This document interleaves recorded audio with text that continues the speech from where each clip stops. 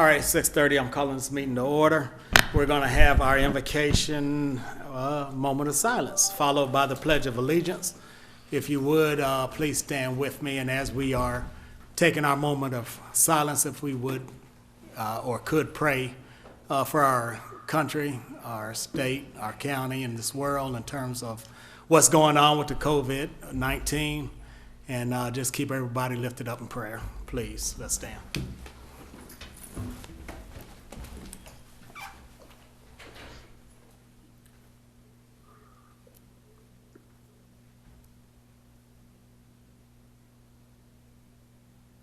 Thank you. I pledge allegiance to the flag of the United States of America and to the republic for which it stands, one nation, under God, indivisible, with liberty and justice for all.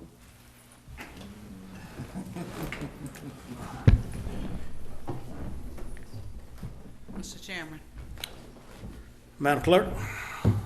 just wanted to, if you could do the roll call, so we can show who's on the phone, please. Okay, so we're going to have a roll call.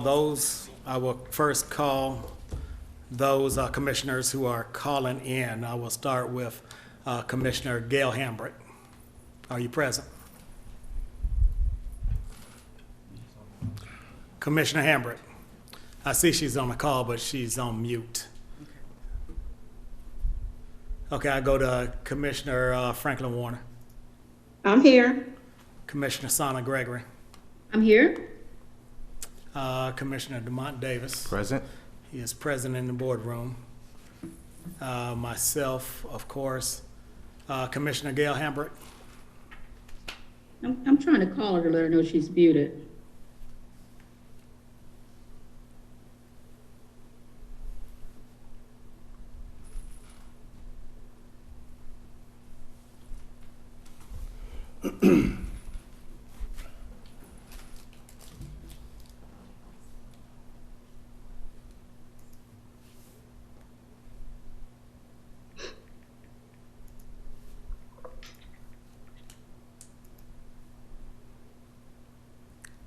Your phone is muted. Can There you, it goes. just down. Commissioner Hambrick. Can you all hear me now? Yes, ma'am, we can hear you now. Holding roll call, just asking for you to acknowledge your presence on the teleconference. So thank you for joining us. Madam Clerk, that concludes the board members who are present. Thank you. Good evening to everyone and welcome to the April 7th, 2020 Board of Commissioners meeting. Our first order of business is the adoption of the agenda. Do any members would like to offer any amendments? Yeah, I would like to remove public comment from this agenda. Basically just suspend it until we are able to come in person once again to the boardroom. We all know that what kind of toll the COVID-19 coronavirus is taking on our community. And with the new guidelines that CDC has put out with how it is transmitted, I think it's safe for us not to actually have citizens come into the boardroom, and then we know that the virus can survive on certain surfaces for long periods of time as well. So it's for the safety of not only our employees, but the citizens who might come to the boardroom. But also in that light, we have asked any citizens who would want to comment on anything that is on the agenda, or as usual, that there is a site that you can send your questions to, and they will be looked at by staff or board members as we have in the past. What is that website? Is it our Clayton County GA website? Yes. www.claytoncountygA.gov, and there's a space on there for public comments that the citizen is still encouraged to have any comments that they might have. Are there any other amendments or additions? Yes, I asked for an agenda item to be added. I believe that Mr. Reed has supplied everybody with a copy of it, and I just want the board to at least take a look at it so that we can vote for it to be an agenda item or not. Okay, there's a motion to add resolution 2020-68 Authorize Clayton County to examine, establish, and promulgate a policy for hazardous pay for frontline employees during the COVID-19 emergency. Is there a second to the motion? Is there a second to this motion? And can you please make sure that it states that it's to give you the power, Mr. Chairman, to help make that decision and bring it back to the board? Okay, well, the motion fails due to the lack of a second. We do take this serious, and just for the record, I'm also going to state that I do feel that we have a strong hazardous duty pay, excuse me, structure in place. We can always, it does not hurt us to look at any other ways to make sure that our law enforcement people or public safety people are taken care of, because at the end of the day, that's what it's about. But what we are offering is simply pay plus annual leave, which outweighs, in my opinion, many of what many of the other cities and counties around the metro Atlanta area is doing. So I think we are ahead of the curve, but we still need to always be mindful of the great job that our public safety officials are doing, especially during this state of emergency. Mr. Chairman, since you made your statement, can I have a point of privilege, please? Yes, go ahead. Okay, and the reason I asked for it to be placed on the agenda for us to officially look at it is because under the chapter 34, section 34(4), it does not authorize the chairman the power necessarily to change the pay structure.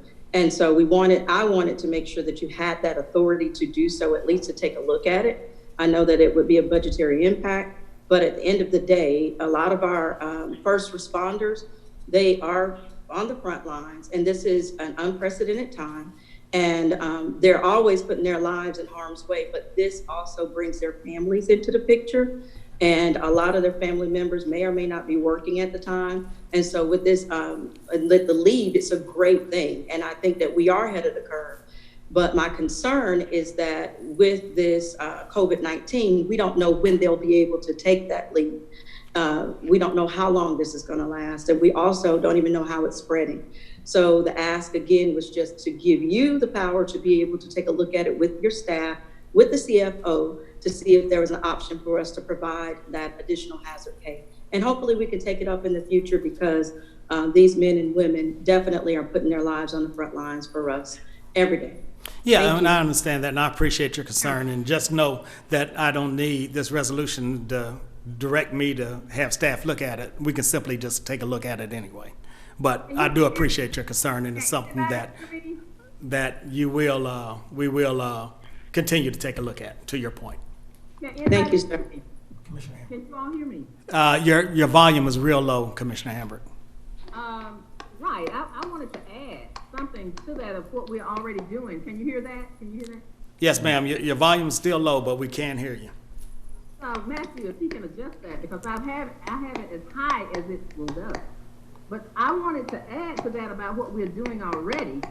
The fact that our employees right now are getting double pay. You know, I mean, that's from the lowest pay up to the highest. I mean, if a person is making anywhere from $3,000 to $4,000 a month, instead of that, they will be getting $6,000 to $8,000 a month. If they don't use it or choose not to use it right away, if they were to leave, retire, or resign, they can get that pay at the end.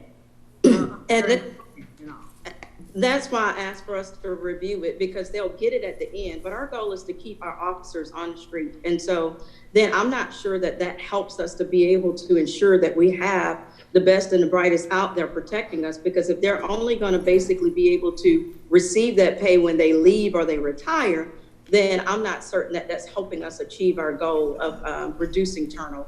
Well, and that's the reason I asked for our board to take a look at it, so we can have a healthy dialogue. But thank you.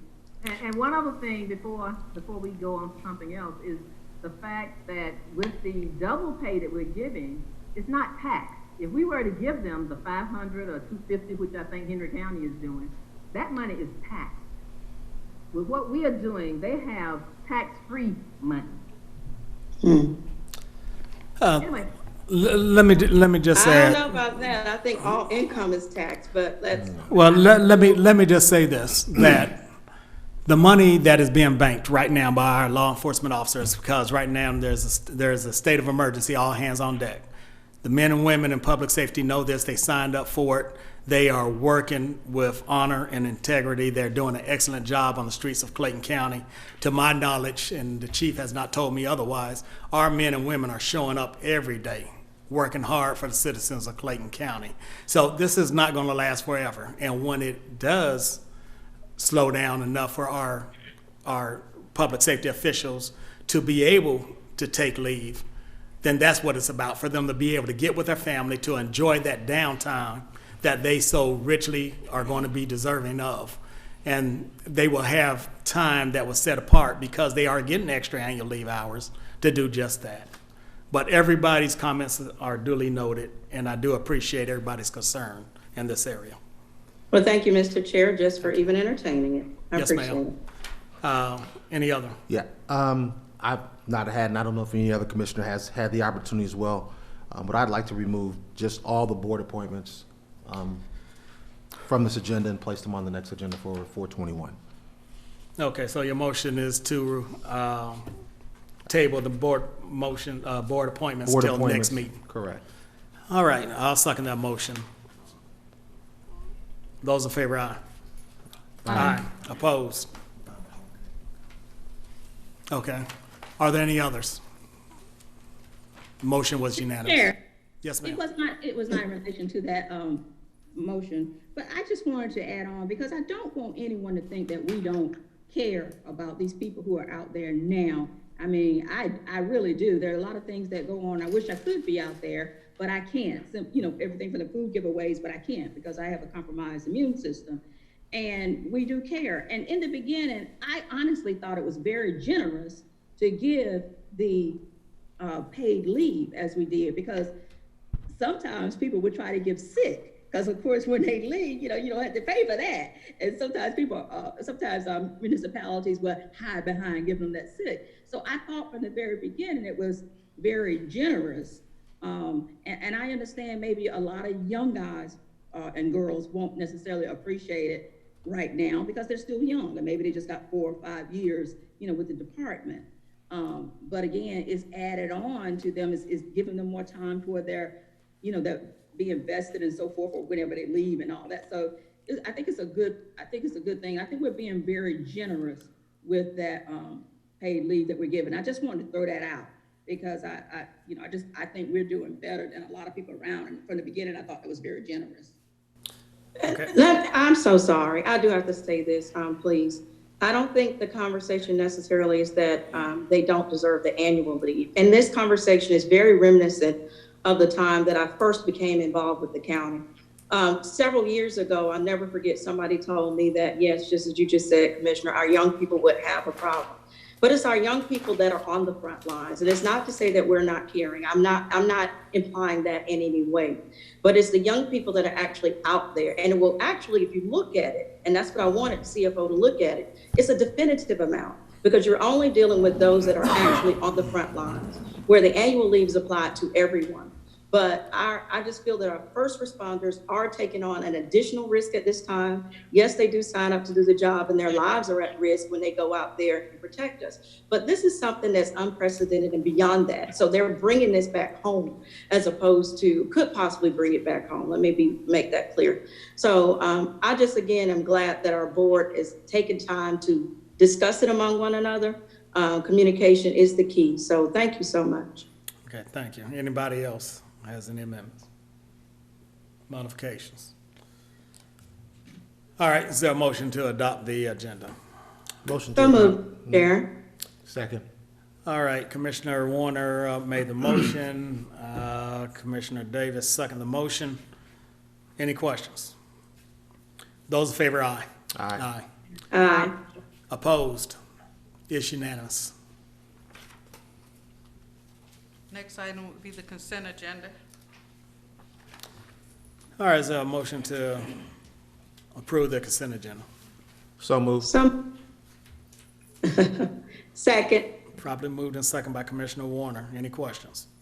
Those in favor, aye. Aye. Aye. Opposed? It's unanimous. That's That's it, Mr. No, we didn't approve the minutes. Well, they're in the consent. Okay, I see what you did. Okay. Mr. Reed, do we have anything else? No, Mr. Chairman. All right, well, if there's no other business before this board, I'll entertain a motion to adjourn. So moved. Thank God my kids were quiet long enough. All right, the motion was made by Commissioner Davis, and Commissioner Warner seconded the motion. Those in favor, aye. Hold on a second. We got, Make mention of the virtual town hall meeting. Okay. I'm sorry, those in favor, aye? Aye. Opposed? It's unanimous. Everybody have a good evening. The last bit of information public announcement I would like to make is that we have a virtual town hall meeting on Friday at 2 p.m. Tune in to we're gonna stream it live. So go to www.claytoncountyga.gov and click on the live stream button, and you'll be able to join us for our virtual live town hall meeting. Thank you. All right. Everybody have a great evening, and please be safe out there.